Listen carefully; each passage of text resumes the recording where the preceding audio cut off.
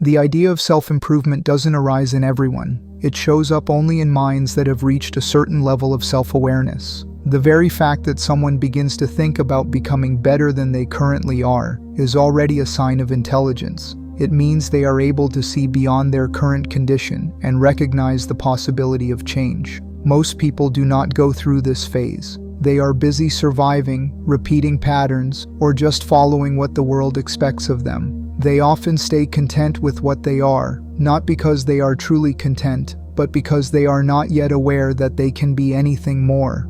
Not many people realize that each one of us holds the potential to become as intelligent as Einstein, Tagore, Da Vinci, or Chanakya. These remarkable minds were human beings just like us. They ate food grown from the same earth, possessed the same physical senses and organs, and, in fact, lived in times when survival was often more difficult than it is today. Every human being is well equipped to realize their genius. So the moment the desire for self-improvement arises, it should not be taken lightly. That spark is where everything begins. Self-improvement, at its core, is about taking responsibility. It is not about fixing what is broken, but realizing that you hold the power to control and master your life. This shift, when a person stops blaming others or outside situations, and instead looks inward, is a powerful turning point. It's not easy. Taking full responsibility means accepting that your life is your creation,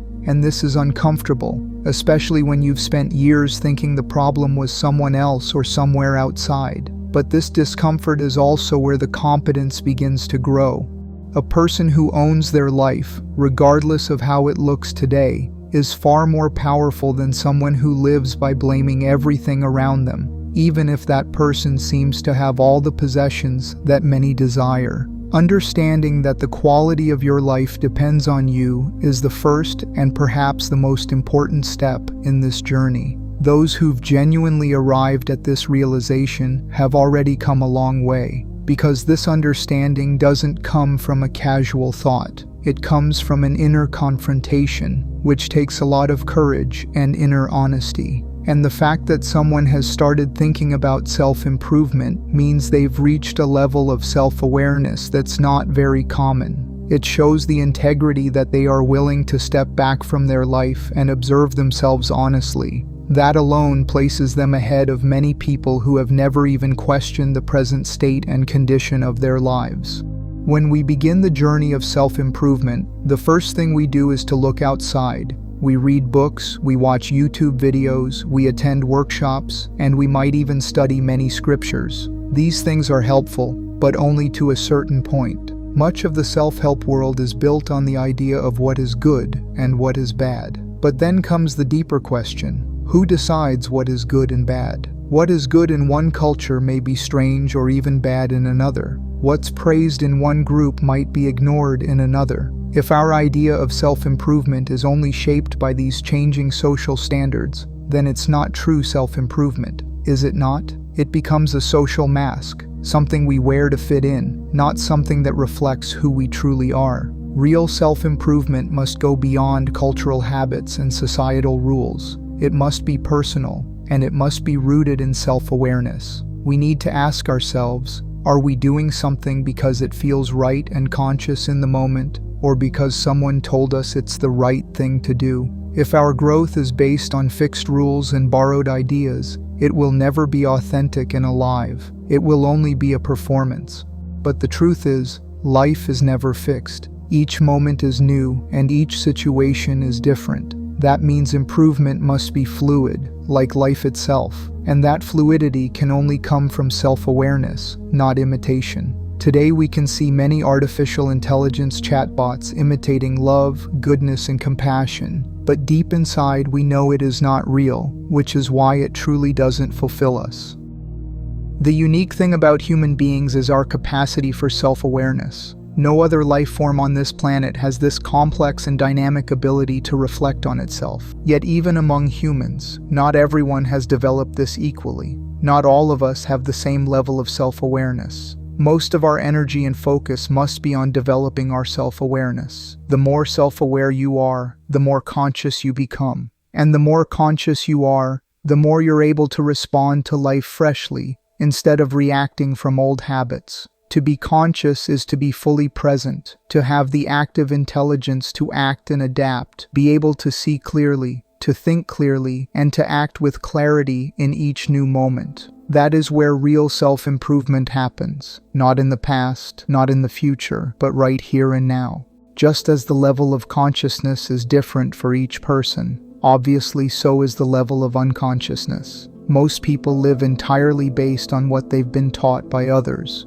Their decisions, reactions, compulsions, and even dreams are all shaped by the environment and society they were born into. This kind of unconscious life might be functional or dysfunctional, depending on luck and surroundings, but it is not self-created. It lacks intentionality. It lacks consciousness. And when someone lives lacking self-awareness, it becomes obvious. Something feels off. They may be successful, well-dressed, or even charming sometimes, but there is a lack of depth. Their presence doesn't inspire. Their energy doesn't attract. Unconscious people, no matter how they look on the outside, always feel empty on the inside. We often try to improve ourselves by gathering more information, more experiences, and more techniques. It could be a reflection of our primitive hunter-gatherer instincts, but life doesn't grow by collection. It grows from within. A tree grows because of its roots, not because it stacks more leaves. Similarly, we grow when our consciousness grows. As we grow in our consciousness, we grow in everything that it contains: our intellect, memory, creativity, intuition, and our overall intelligence. We don't have to force these things. They arise naturally as our self-awareness deepens. Even our emotions, love, peace, and compassion begin to express more clearly, not because we chase them, but because we become more present in life. Our sense of humanity and sensitivity to life flourishes. This is why self-improvement should never be about chasing an image. It should be about becoming real. The future will not belong to those who appear good, but to those who are good, genuinely, from the inside. As technology evolves, as the bridge between human expression and technology decreases, the human mind and behavior will become more transparent to the world. People will be able to see who is real and who is fake. You will not be able to hide behind polished words or practiced gestures. Authenticity will become your strength, and accountability will be the measure of your character. In this future, only those who have truly worked on themselves, those who have taken responsibility, grown in self-awareness, and embraced authenticity, will thrive and be respected.